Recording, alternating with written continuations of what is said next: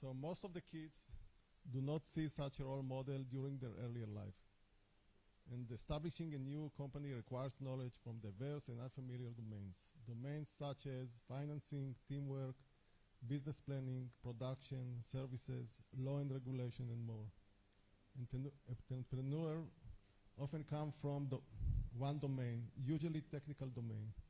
When trying to make a creative idea come true, all those necessities should be addressed. As you know, Israel is a startup nation. Currently, we have 6,000 companies, each employs from 5 to 50 workers.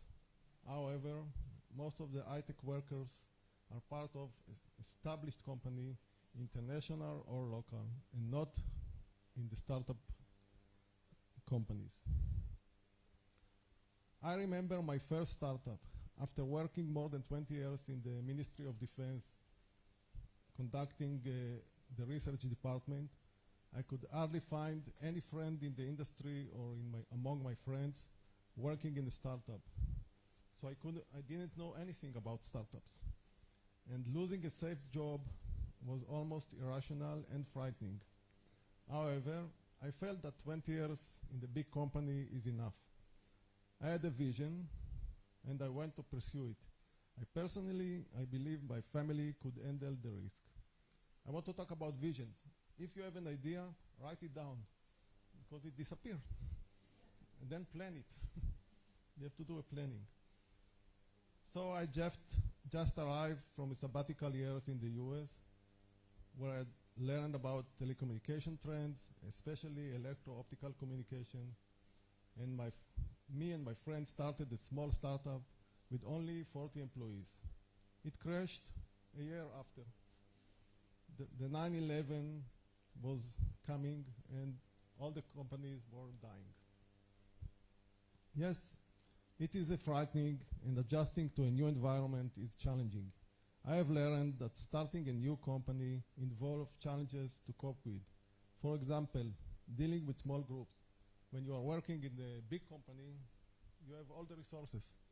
But when we are working in a small company, you have huge ego and a lot of politics, and you have to handle all the group members. They are also frightening. They don't have any idea what's going on. The company has lack of resources, lack of connections with customers, and there are different solutions in the market. Some of them will compete with you, and not the best technical solution will win. This is a key point. Sometimes the companies don't like high-tech solutions. Later in my career, I joined several startups, and I established a new one, the second one. Currently, I'm involving in a nationwide project that educates young pupils. I believe that education should start from mid-school, not from university. And I want to enable them to experience and understand in early life the need and step how to start a new business. I volunteer the Junior Entrepreneur Israel company as a mentor to pupils in mid-school. The ages are 13 to 16. The Israeli site is part of the European organization, and the goal is to send a team to compete in Europe. The vision is to expose the pupil to a world of creativity and doing business, encouraging innovation, originality, and especially learning by doing, not by only by theory. Pupils should get a nation of ethical and competitive environment, and even more important, that is not the shame to fail. In Israel, most of the startups fails. 1 to 10 only succeed. Essentially, it is establishing a working business company. My group has 15 pupils. We meet after the school hours for 3 to 3 hours each week. We discuss the company value, responsibility of each team member to the company's success, listening without criticism, this is very important, and fairness and empathy. They are learning also skills of teamwork, decision-making, leadership, management, and positive communication, positive. Each member must buy a share of $10 to be part of the company capital. They vote and select each of the executives, like the CEO, CFO, and the secretary. They open a bank account in the age of 13. They decided on the company roles and the article of association. They choose the company name and created the logo. And they register the company in the Junior Entrepreneur Israel office. Each meeting, the secretary is writing the summary of the decision in a Google Docs. All the above is a necessary overhead to make a good company and enabling progress in early decision. So write it down. This is the best memory that you have. Currently, they are raising more money by selling food to the school pupil during the lunchtime. In order to realize how much money the company will earn, eventually they had to seek on various food options that the school children would love. Will the local shop will be a competitor? Should they reach an agreement with the local shop? Is the food is healthy? A lot of questions they have to answer. They went through a process of selecting the company product. Eventually, they choose a single idea, a sticker that will promote recycling, and they would like to sell it to the food companies. I will continue to mentor the group, and they advance to their vision toward developing their idea to feasible products. Well, that's it. Questions?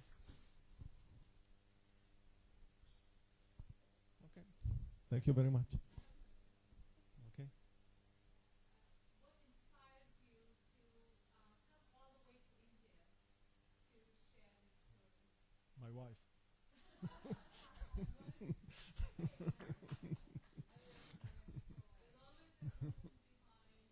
Of course.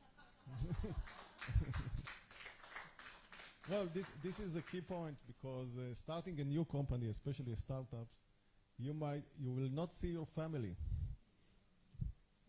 This is a very tense period, and sometimes it can ruin a family. So a good supporting wife to start a company is necessary, and vice versa.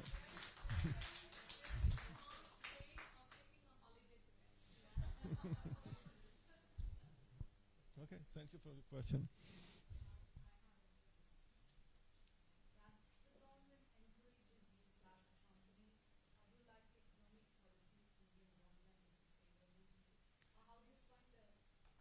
Ethos, or is it very welcoming, or how does it go? Nowadays it's very welcoming. We have the chief scientist of Israel. If you have a good idea and you write it down and do a good planning, he can support you up to 50,000 shekel. Then you can write your first patent and go on, and then it will support you with more and more money. Early days there was nothing. It was your own risk. So Is it for startup companies like this, yours also? I worked also as a consultant to the government of Israel. So it's the environment in Israel, it's pro startups. It's for startups. Pro, yes. Thank you. I have a question. Currently, I'm working as mentor at Sherry Blair Foundation, and my mentee is an Israeli lady. And she recently was, concerned about not able to do PhD because she was not getting a scholarship. So the idea was that either you run your company or you take a break completely and study. So while you were talking, and you were also talking about inspiring students and encouraging them to start ups, do you have specific policies which helps women to do both? To study further, to sculpt themselves as well as, earn their living and their livelihood? I'm afraid it's impossible. Because the venture capital will not like it that you are running the company and going to a university. It's nothing to do with the government. It's the nature of doing startups. So you have to work 24 hours, 7 days a week for the company. Why do you have to choose what you have to do either only one? You have to choose academic or startup. Thank you, ma'am. Not because of the Israeli government. That's the BC venture capital. Actually, you are a slave to the company. Any more questions? So I think I have a question. So, like when you said there is a good infra and the company is big. So, when the company is small, it amounts to a lot of politics. Internal politics. Internal Not politics. of ego. Yeah. Could you highlight on those things? Because there are a lot of SMEs, small companies with very good understanding. Well, it's all about soft skills. Most of the engineers are technicals. They don't have any soft skills. They think they can do anything by themselves. They highly find any solution, any reason to cooperate. So you, as a manager, actually running the kindergarten, you have to tell them, okay, you talk to this, you work with this, etc., etc. Can I add you a question? Yeah. Yeah, see, it's also about you being egoless as a head of an organization. Because when you get egoistic, then you can't resolve issues. So a lot of it, when you're an entrepreneur, one is you have to put the progress of the company and the objective ahead of your own ego. That is number one. Number two is, it's also to talk about some point came to me. So it's like more to manage people. We have to see what the problem is and resolve it, rather than get into the emotional aspects, which is not really going to fuel progress. People are emotional. I mean, That that's is that natural. smaller companies are people driven and the bigger ones are process driven. So that No, it's very important to shift to the to process. the process. And then when you're starting up, you are the secretary, you are the mailman, you are the courier boy, you are the Coffee maker.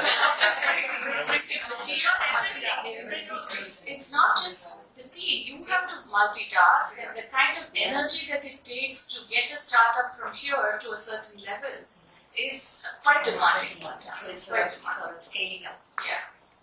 Sometimes when money is running out, you will draw zero salary. Oh yeah. This is very important. You're putting everybody else ahead of you. You should pay to the workers. You should not pay to yourself. Very true. And I think we It's a very difficult life. yeah, see, I know that we are complicated about your conference. I think this is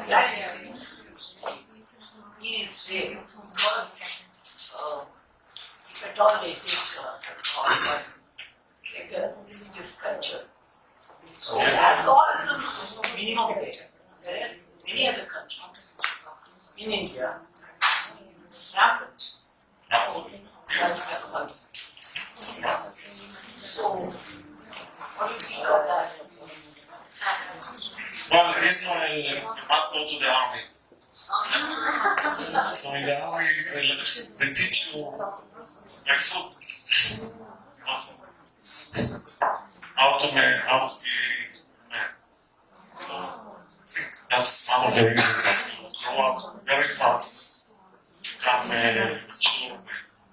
Or women also. In